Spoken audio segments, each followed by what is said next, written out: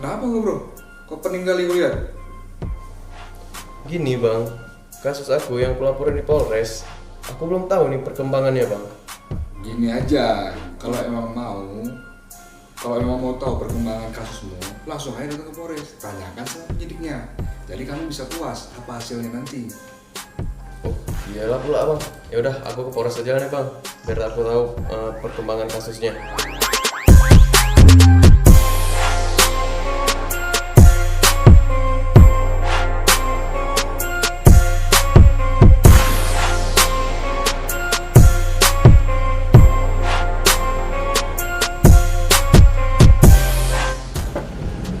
Assalamualaikum. Waalaikumsalam. Masa Pak?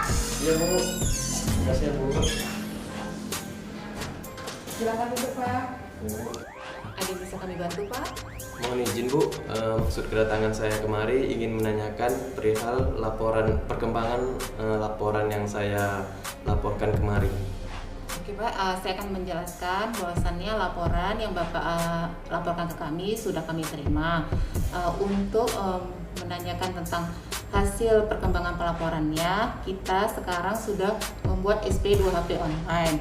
SP2HP online itu nanti bisa Bapak lihat sendiri di HP Bapak tentang sampai di mana perkembangan perkara Bapak.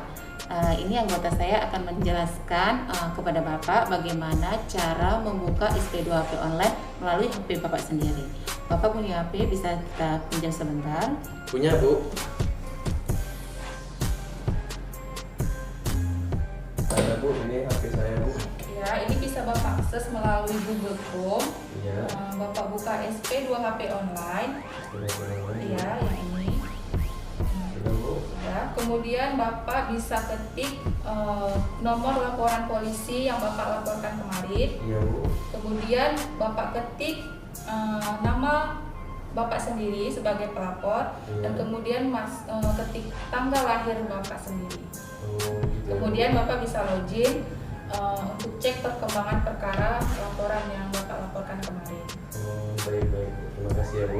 Ya, jadi Bapak tidak perlu repot-repot lagi datang ke Polres.